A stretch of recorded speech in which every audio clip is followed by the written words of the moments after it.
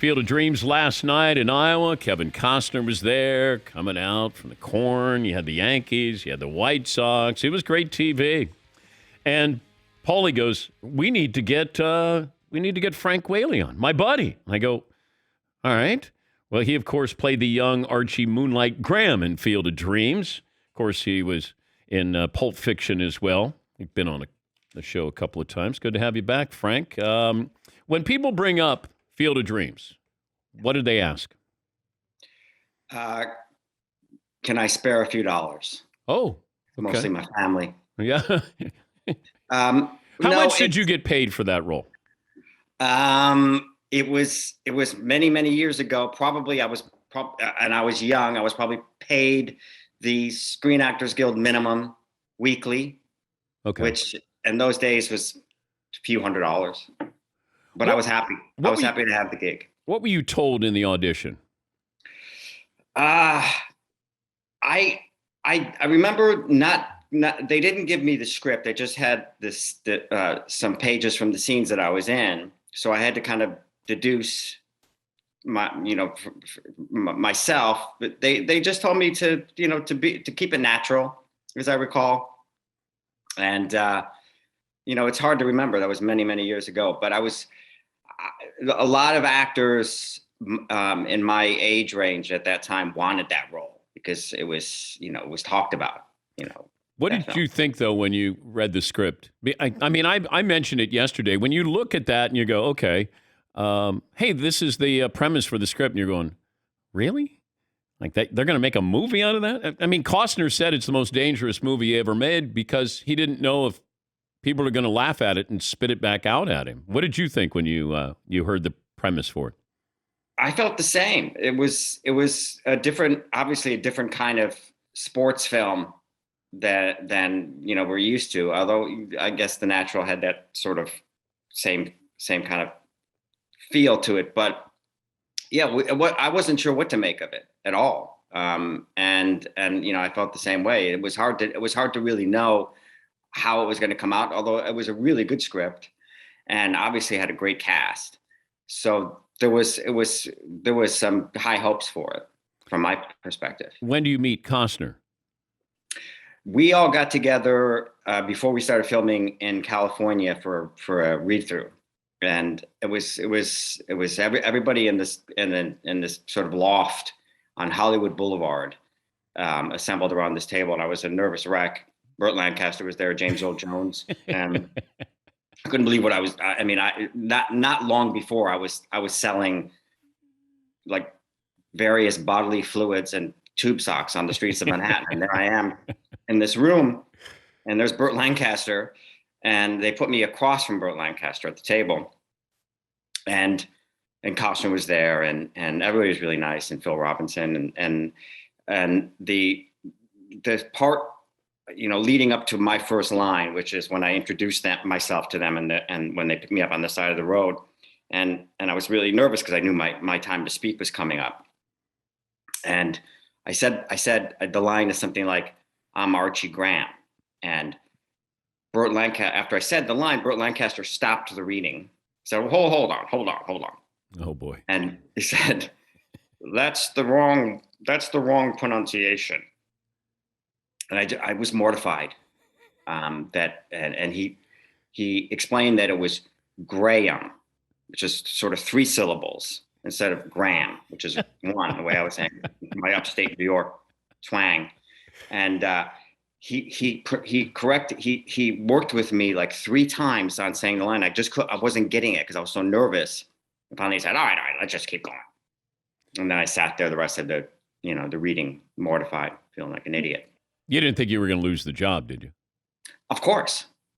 You always feel like you're going to lose the job, no matter what. But I think that was the beginning of everybody sort of being annoyed with me.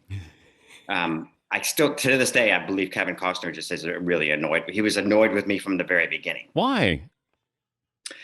Because I was a wise ass and you still are. Yes. I began very early, and I just think There was a couple of incidents on the set where you know, I crashed a golf cart into the side of a camera truck. There was all these golf carts around, and I had a lot of time, and I was always speeding around into golf carts, and I slammed into the side of this camera truck, and I remember that was one of the earliest moments where Costner was like it was as if it was his camera truck. He was really annoyed with me, and I was like, "What's you? They have insurance? Should they have insurance?" Which was the wrong approach, but I mean that was sort of my, I was this kid running around, He's Frank Whaley, the actor, film director, screenwriter, and he, of course, was in Field of Dreams. He was Archie Moonlight Graham, the younger version of Archie Moonlight Graham. Graham, apparently. Pulp Fiction, The Doors, JFK. You worked with Brando, Costner, Samuel, Travolta, Val Kilmer, Tom Cruise. Yes. Who was the most intimidating actor out of that group? Probably Samuel, just because of the context of that scene. It was pretty scary. He was so good. I mean, he's a sweet, wonderful man, but in that scene, filming that scene, he was pretty scary. So let me play a portion of that scene to let people revisit that anger that was there. Check out the big brain on Brad. You're a smart mother. That's right. How many takes in that scene? Many, many, many, many takes. Tarantino is a perfectionist, and it was a long couple of days, and I remember the gun shots, which are these like electrical, they call them squibs, these electrical charges they put all over you. We did that a number of times. I ended up with all these bruises on my chest, and there was some question about how close they held the gun to my, the guns to my face, Samuel's gun to my face, because there's a certain, standard to which the stuntmen allow it. And Tarantino was like, no, it's gotta be closer. It's gotta be closer. So it was all pretty wild and scary, but fun. But since the scene is basically you and Samuel, do you talk about the scene, just you two? Oh yeah. No, between takes, it was fine. It was just, it's when somebody's that good and that charged and impassioned in their work and their acting. It's like, you kind of really feel it. And so, but other than that, he and Travolta, we laughed and drank coffee and talked. Did you understand how big that scene was going to be in the moment? No, and people ask, the same with Field of Dreams. I mean, it's hard to know that. I mean, you kind of feel the sense that there's something, kind of big going on, and there's a sense of that in the air, but it's hard to predict. I was away in both instances. I was away working on something else when those films were released. And I got kind of peripherally, notified of, like, this is great. Have you seen it? And I was when Pulp Fiction was released, I was actually in Europe. When I came back, I was living in New York City at the time. I suddenly was recognized on the subway. People were like, looking at me and talking about me, which was frightening for me. Did they call you Brad? They were saying, they were quoting the film, and just kind of people in New York, they kind of, just kind of look at you, and which is a little bit, for me at the time was frightening and odd, because it hadn't happened up to that point. And so, but there was quite a bit of that after that film was released. I mean, it's quite a resume that you have here with Pulp Fiction, Field of Dreams, JFK. You were in the Door. You were Robbie Krieger in the Doors, right? The Freshman is, with Brando, Born on the 4th of July with Tom Cruise. These are all high end movies. There, do you get residual checks from all of these? Yeah, but they're only at this point they're like 6 cents. Yeah, $3.84, or like I will often get checks from like films like Little Monsters that I did for like minus 3 cents. So I owe them. It cost you. Yeah, I have to pay. You have to send, so my wife was like, okay, we owe $17 for Ruffian.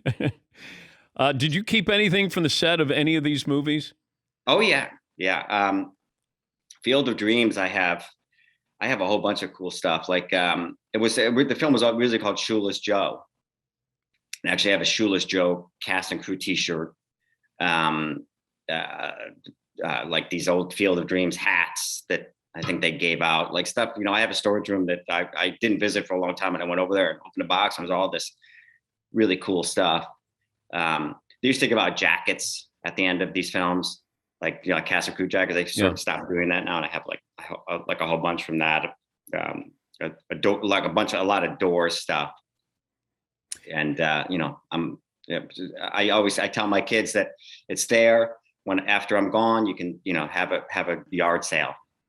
That's what it's for. I was wondering if Val Kilmer stayed in character when he was Jim Morrison in The Doors. In between takes, did he stay in character? He strikes me as he would stay in character. Yeah, everybody was instructed to call him Jim. I defied that rule. And he wore the same leather pants, I think, for the entire production. And he was very much that.